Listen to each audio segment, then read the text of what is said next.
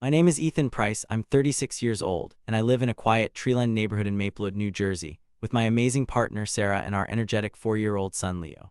Our house is a cozy two-story colonial with a big backyard where Leo loves to chase squirrels and Sarah tends to her small herb garden. Life here is usually pretty peaceful, a welcome change from the hustle and bustle I grew up with. I work from home as a software developer, so a reliable internet connection isn't just a convenience, it's essential for my livelihood. My day often starts with a cup of coffee, the morning news playing softly, and then diving into lines of code, all while keeping an ear out for Leo's cheerful shouts from his playroom. Evenings are for family dinner together, reading Leo a bedtime story, and then maybe Sarah and I catching up on a show or just enjoying the quiet after Leo is asleep. Our internet, supplied by the local provider, was usually pretty solid, handling all my work calls, Leo's endless stream of cartoons, and Sarah's online classes without a hitch. It was one of those things you just take for granted, like running water or electricity, until it suddenly isn't working as it should. That's when the problems started. Over the past few months, our internet had become frustratingly slow and temperamental. Pages would load at a snail's pace, video calls would freeze and pixelate, and Leo's cartoons would constantly buffer, leading to frequent cries of "Daddy, the internet is broken." I'm usually pretty patient, but the constant disruptions were starting to grind on my nerves, especially when deadlines loom for my projects. I tried all the usual tricks, restarting the router, checking the cables, even calling our internet provider, who assured me everything looked fine on their end. One evening, after yet another dropped video conference that left me red-faced, I decided to take a deeper dive. I logged into our router's settings, which is usually a pretty straightforward process, to check the list of connected devices. What I saw instantly made my stomach drop. There were far more devices listed than Sarah, Leo, and I collectively owned.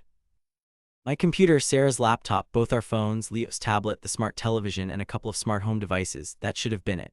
Instead, the list was practically overflowing with unknown names and MAC addresses. It was like a silent party was happening on our network and we weren't invited. A cold wave of unease washed over me. Someone was freeloading off our internet and they were doing it brazenly. I felt a surge of anger, not just about the slow speeds, but about the invasion of privacy, the sheer nerve of it. I methodically disconnected all of our known devices from the Wi-Fi, leaving only my phone connected so I could monitor the router settings. Despite our devices being offline, 7 other unknown connections remained stubbornly active, draining our bandwidth. This wasn't just a few devices, this was a small army. That was it.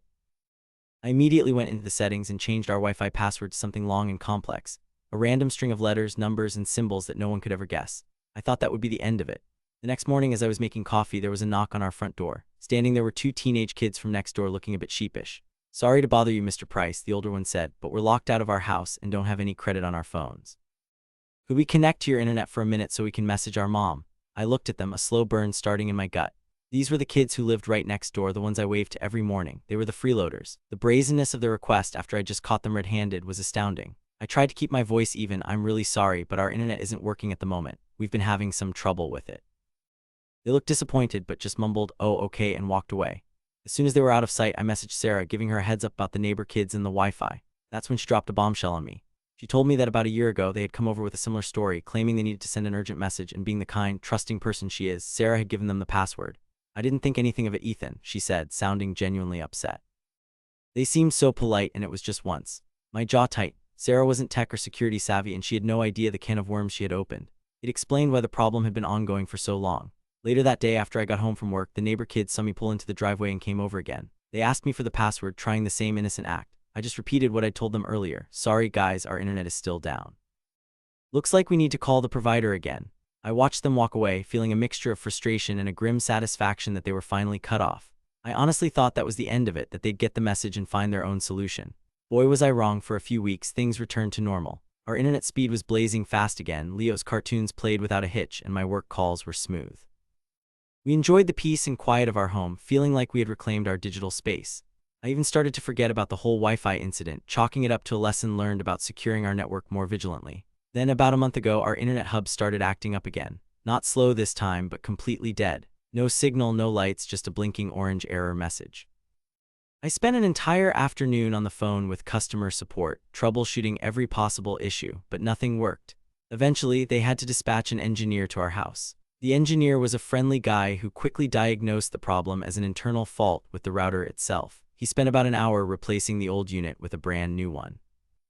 When he finished, he told me he had reset the hub to its factory settings, which he explained would also reset the Wi-Fi password back to the default one printed on the sticker on the back of the router. He quickly went through the process of connecting our devices and making sure everything was running smoothly. At the time, with the relief of having internet again and the engineer about to leave, I didn't think much of changing the password back immediately. It was late, I was tired, and frankly, I was just happy to have our connection restored to full speed. I figured I would get to it the next day. It was a stupid oversight, a moment of complacency that I would soon deeply regret. I simply left the network on its default password, never imagining the chaos it would unleash. 2 weeks after the new router was installed, a new problem began, a much more insidious one. Just as our 4-year-old Leo was winding down for bed, usually around 7:30 in the evening, a blaring sound would start from our neighbor's house. It was their television turned up to an ear-splitting volume, so loud that we could hear every explosion, every shouted line of dialogue, every jarring laugh track as if it were playing in our own living room. The noise would go on, sometimes until midnight, long after Leo was supposed to be asleep. Our bedroom shares a wall with their living room, and it honestly sounded like they had moved their monstrous television set right up against our shared wall, aiming the speakers directly at our house. It was relentless. Leo, who usually sleeps like a log, started waking up frequently, crying and confused by the noise. Sarah and I tried everything. We played white noise in Leo's room. We politely knocked on their door a couple of times to ask them to turn it down, always met with blank stares and vague apologies that never led to any real change. The noise continued night after night, disrupting our peace, ruining Leo's sleep, and leaving Sarah and me exhausted and irritable. The situation made our home feel less like a sanctuary and more like a battleground. We were stressed, sleep-deprived, and increasingly angry, but felt powerless to stop the nightly assault. The feeling of being cornered in my own home, unable to provide my child with a peaceful night's sleep, filled me with a simmering rage. I would lie awake, listening to the cacophony, my mind racing, trying to connect the dots, trying to understand why they were suddenly so inconsiderate. Then one night, as I was staring at the ceiling, listening to the latest action movie reverberating through our wall, a thought finally clicked in my brain.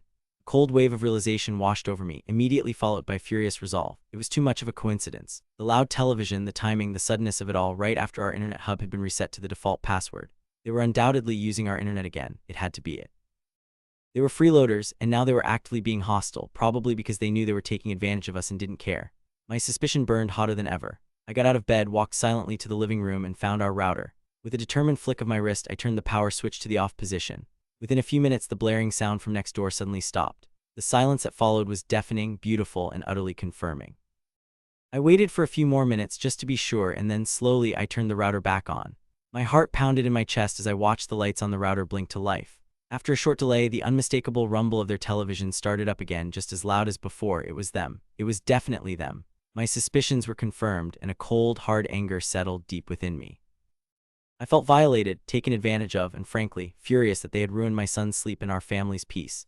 I marched back to the living room and switched the router off again, leaving it off for the rest of the night. I wasn't going to deal with their noise, and I certainly wasn't going to provide them with the means to make it. I knew what I had to do, and this time I wasn't just going to change a password. This time my revenge would be a subtle, agonizing masterpiece. The next morning, instead of just changing the password again, which I knew would only lead to another confrontation or perhaps even more passive-aggressive noise, I decided to get creative. This wasn't just about security anymore. It was about teaching them a lesson they wouldn't soon forget without them ever knowing what hit them.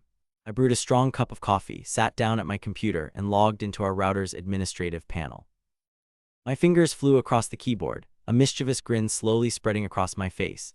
First, I completely changed the service set identifier or SSID of our main network. Instead of Price Family Wi-Fi, it became a random alphanumeric string that only Sarah and I would recognize, completely invisible to anyone else. Then I changed the password for this main network to an even more complex, unbreakable sequence. This would be our private, high-speed connection, exclusively for our devices. The important part came next. I created a brand new guest network. For this guest network, I used the old SSID, Price Family Wi-Fi, the one they were used to seeing and connecting to. And for the password, I used the old default password that the engineer had left. It was a bait network, a digital trap designed specifically for my freeloading neighbors. But here's the kicker. I severely reduced the bandwidth and speed of this guest network. We're talking dial-up speeds from the 90s, maybe a few megabits per second if they were lucky, barely enough to load a simple web page, let alone stream high-definition video or play online games. I also configured the guest network to have a very limited range, just enough to reach their house but not extend much further. It was brilliant, if I do say so myself. They would see the familiar Wi-Fi name, use the old password they knew, and think they were back in business, completely oblivious to the digital torture I had just unleashed upon them. I sat back, sipping my coffee, and waited. It didn't take long. Within the hour, I checked the guest network's connected devices list. One by one, 4 different devices popped up. John's phone, Xbox living room, family tablet, and Sarah laptop. My smirk grew wider. These were clearly their devices, connecting to the network they thought was our fast, unrestricted internet. My revenge had begun. The real fun started after that. I had set a timer on my computer to monitor the guest network. Every so often, I would log in and randomly ban one of their devices from the network. They would instantly lose connection, probably thinking their internet was just acting up again. Then an hour or so later, I would allow the device to connect again, only for them to suffer through the snail's pace bandwidth. I envisioned them getting increasingly frustrated, trying to stream a movie only for it to buffer every 2 seconds or attempting to load a web page only for it to time out. I imagined their children complaining about laggy video games and endless loading screens. It was a silent war, fought with invisible signals and digital commands, and I was winning. So far, the loud television from their house has ceased. The nights are quiet again, and Leo is sleeping soundly, which brings immense relief to Sarah and me. I've noticed a few times while getting the mail or tending to our front yard that their kids look a bit more restless, perhaps a bit more bored. I've even caught glimpses of them staring blankly at their devices, then shaking them in frustration. They still have no idea why their internet is so incredibly unreliable, why it constantly cuts out, why it's slower than a snail crawling through molasses. They just assume something is wrong with their internet, never suspecting that the Price family Wi-Fi they connect to is a cleverly crafted illusion, a digital prison I designed just for them. I continue to monitor the guest network, occasionally banning a device for a few hours, then letting it back on, always keeping them on edge, always making them wonder. They'll never know it was me, Ethan Price, the quiet neighbor from Maplewood, who orchestrated their digital downfall. They'll never connect their constant internet woes to their past freeloading or their inconsiderate loud television. And that, to me, is the most satisfying twist of all.